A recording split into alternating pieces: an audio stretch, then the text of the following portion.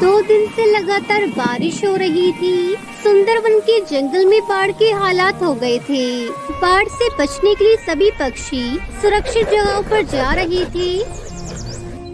इतने साल हो गए यहाँ रहते हुए, लेकिन इतनी भयानक बारिश नहीं देखी। अब तो तुम अंडा भी देने वाली हो, कहीं बारिश हमारे अंडे को नुकसान न पहुँचा दे।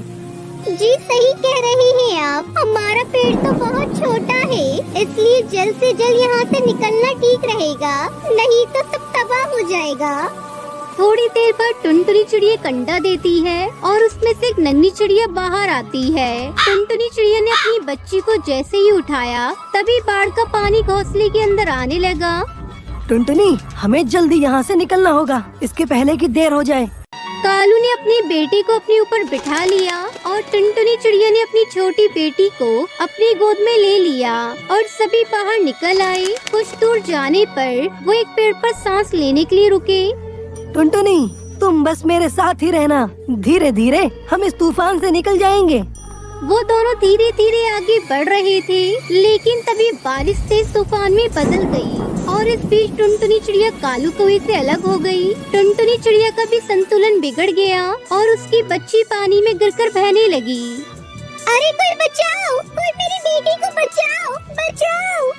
टुनटुनी की आवाज सुनकर कालू कौवा से ढूंढता हुआ वहाँ आया और उसकी मदद करनी चाहिए, लेकिन उसका भी संतुलन बिगड़ गया और उसके ऊपर बैठा मुन्ना बेटा भी पानी में गिर पड़ा। बाबा, बाबा बचाओ, माँ बचाओ, बचाओ। पल भर में ही सारा नजारा बदल गया। पानी की रफ्तार अब और भी बढ़ती जा रही थी और अपने बच्चों के खातिर टुनटुनी और कालू कौवे भी बहने लगे। अरे बचाओ, कोई मेरे बच्चों को बचाओ, बचाओ। उन दोनों ने बहुत कोशिश की, लेकिन पानी की ताकत के आगे वो कुछ नहीं कर सके और सभी पानी में डूब गए। सब खत्म हो गया। पूरे 24 घंटे के बाद स्थिति जब सामान्य हुई तो टुनटुनी चिड़िया एक अनजान जंगल में एक पेड़ के पास बेहोश पड़ी थी। उसके दोनों बच्चे भी पास में ही पड़े थे। टुनटुनी चिड़िया को जब होश आया तो वो फूट फूट कर रोने लगी।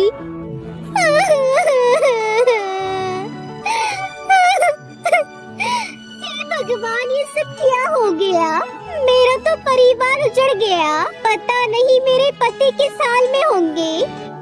टुनटुनी चिड़िया जोर जोर से रोई जा रही थी। तभी उसने देखा कि उसके बच्चों के शरीर में हलचल हो रही है। बाबा, माँ। अपने बच्चों की आवाज सुनकर टुनटुनी की आंखों में आंसू आ गए, लेकिन इस बार ये आंसू खुशी के थे। मुन्ना, सुनहरी, तुम दोनों ठीक हो बच्चों? हे ऊपर वाले, तेरा लाख लाख शुक्र। माँ, बाबा कहाँ है?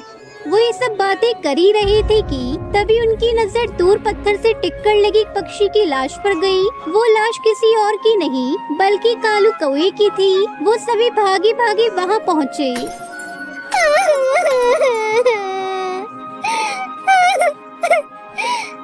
भगवान, ये सब क्या हो गया? ये सब क्या हो गया जी? क्या हो गया ये सब? टुनटुनी चिड़िया पर दुखों का पहाड़ टूट पड़ा था, क्योंकि उसके पति की मौत हो गई थी। उसका घोंसला बारिश रूपी राक्षस ने निगल लिया था। टुनटुनी चिड़िया ने अपने बच्चों के लिए खुद को संभाला, लेकिन अब उनके सामने सबसे बड़ा संकट था कि वो अपना पेट कैसे पाले। माँ, 3 दिन हो गए, कुछ खाया नहीं, जोरों की भूख लगी है। माँ, कुछ तो खाने के लिए दे दो माँ। टुनटुनी चिड़िया जिस जगह पर थी वहाँ सिर्फ आम के पेड़ थे, पर सारे आम कच्चे थे। उसे समझ नहीं आ रहा था कि वो क्या खिलाए अपने बच्चों को, लेकिन फिर तभी उसके दिमाग में ख्याल आया कि अरे, ये कच्चे आम तो खाए जा सकते हैं। जब मैं छोटी थी तब मेरी दादी इसका अचार बनाती थी, क्यों ना मैं इसकी सब्जी बनाऊं? टुनटुनी चिड़िया ने वही किया। उसने कच्चे आम को तोड़ा और उसकी सब्जी बनाई। कई दिनों से भूखे उसके बच्चों ने वो सब्जी पेट भरकर खाई। कुछ दिन ऐसे ही बीते। एक बार फिर से बाहर लगे आम के पेड़ पर गई। अरे, ये छोटे छोटे आम लगे हुए हैं, क्यों ना मैं इनसे आम का मुरब्बा बनाऊं? इसके मुरब्बे तो बहुत स्वादिष्ट होते हैं। इसके मुरब्बे तो पक्षियों ने खाए भी नहीं है। अगर मैं मेहनत करके इससे अच्छे मुरब्बे बनाऊं तो पक्षी जल्दी जल्दी खरीदेंगे।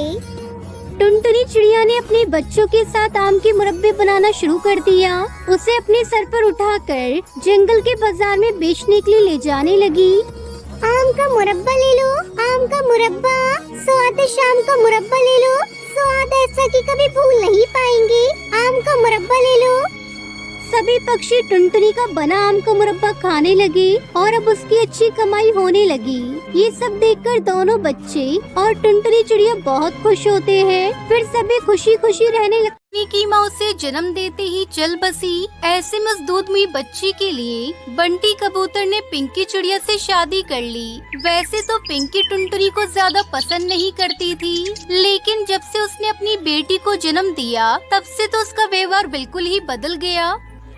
माँ, भूख लगी है, मुझे भी दूध दो ना। दूध चाहिए दूध? तू पिएगी तो मेरी दुलारी चिड़िया क्या पिएगी? काम की ना काज की, दुश्मन अनाज की। चल भाग यहाँ से, जा डिब्बे में रोटी पड़ी होंगी, खा ले। लेकिन माँ। चुप, जब देखो माँ माँ करके मेरी जान खाए रहती है। मर गई तेरी माँ, तू भी उसके पास चली जाएगी तो मेरी जान छूटेगी। टुनटुनी अभी केवल 5 साल की थी। पिंकी चिड़िया उसके साथ हमेशा सौतेला व्यवहार करती। बंटी कबूतर एक व्यापारी था। हफ्ते 15 दिन, कभी कभी तो महीने भर के लिए बाहर चला जाता। टुनटुनी सुन, अगर तूने अपने पिताजी को ये बताया कि माँ मुझसे काम कराती हैं और पीने के लिए दूध नहीं देती, तो देख रही है इस चाकू से तेरा गला काट दूंगी। नहीं बताऊंगी माँ, नहीं बताऊंगी, लेकिन आप मुझे मारना मत। आप जैसा कहोगी मैं वैसा ही करूँगी। ये हुई ना बात। चल अब एक काम कर, मेरे लिए एक कप चाय बना दे। माँ, पर मुझे तो चाय बनानी आती नहीं है। तू चिंता मत कर, चाय खाना मैं सब बनाना सिखा दूंगी। आखिर ये सब काम आगे चलकर तुझे ही तो करने पड़ेंगे। समय गुजरता गया और पिंकी चिड़िया के अत्याचार भी बढ़ते गए। पिंकी चिड़िया ने उसके बाजू में गर्म चिमटा लगाते हुए कहा, जब तक तेरे हाथ में गर्म चिमटे नहीं लगेंगे तब तक तेरी रोटी गोल नहीं बनेगी। मैं जल गई। मत मारो माँ, मत मारो माँ, मैं बनाती हूँ, गोल रोटी बनाती हूँ। अब आई ना अकल ठिकाने। 1-2 गरम चिमटे और लगाऊंगी ना, बिल्कुल चांद सी गोल रोटी बनाने लगेगी। हाँ। टुनटुनी चिड़िया रोते हुए बोली, नहीं माँ, देखो मैंने अभी बिल्कुल गोल रोटी बनाई है, पर मेरे हाथ जल गए हैं। बहुत दर्द हो रहा है माँ। ज्यादा नाटक करने की जरूरत नहीं है, समझी? जल्दी कर और स्कूल चली जा। और खबरदार, अगर किसी को ये बात बताई तो। नहीं बताऊंगी माँ, रोटियाँ बना दी हैं, अब मैं स्कूल चली जाती हूँ। हाँ ठीक है, जा। और स्कूल में सो मत जाना, कहीं वहाँ कहे कि माँ ने सुबह सुबह 4:30 बजे जगाकर खाना बनवाया था। ऐसे ही समय गुजरता गया। जंगल में कालू नाम का कौवा था, जो अक्सर टुनटुनी को परेशान देखा करता था।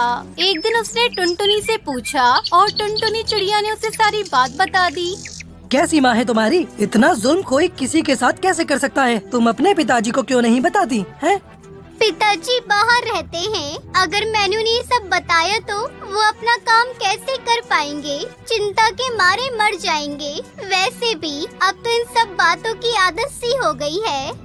दूसरी तरफ टुनटुनी की सौतेली माँ टुनटुनी से छुटकारा पाने के लिए जंगल के डॉन भुल्ला चील के पास जाती है और भुल्ला चील के साथ टुनटुनी का 5 लाख का सौदा पक्का कर दिया गया। कल जब दुलारी और टुनटुनी स्कूल से आ रही होंगी तब तुम उसे किडनैप कर लेना। और हाँ, मेरी दुलारी को कुछ नहीं होना चाहिए। अगले दिन स्कूल से लौटते समय जब टुनटुनी और दुलारी चिड़िया वापस आ रही थी, कालू भी उनके साथ था। तभी भुल्ला चील उसके साथी ने टुनटुनी की बजाय दुलारी चिड़िया को उठा लिया और उसे गाड़ी में डालकर ले गए। क्या तुम उन्हें जानती थी? नहीं, मैंने उन्हें पहले कभी नहीं देखा। अब क्या होगा, ना जाने क्या करेंगे वो दुलारी चिड़िया के साथ। वो दोनों गाड़ी का पीछा करते हैं। दीदी मुझे बचा लो, दीदी मुझे बचा लो, टुनटुनी दीदी मुझे बचा लो। कालू कौवे ने उन गुंडों की खूब धुनाई करी। टुनटुनी, मैं नहीं जानती थी कि जो गड्ढा मैंने तुम्हारे लिए खोदा था उसमें मेरी बेटी ही गिर जाएगी। मैंने तो तुमसे छुटकारा पाने के लिए सौदा किया था, लेकिन वो लोग दुलारी को ले गए। मुझे माफ कर दे टुनटुनी बेटा, आज के बाद मैं तुझे दुलारी से भी ज्यादा प्यार करूँगी। इतना सुनकर टुनटुनी चिड़िया की आंखों में आंसू आ गई। माँ, इस प्यार के लिए मैं कब से तरस रही थी।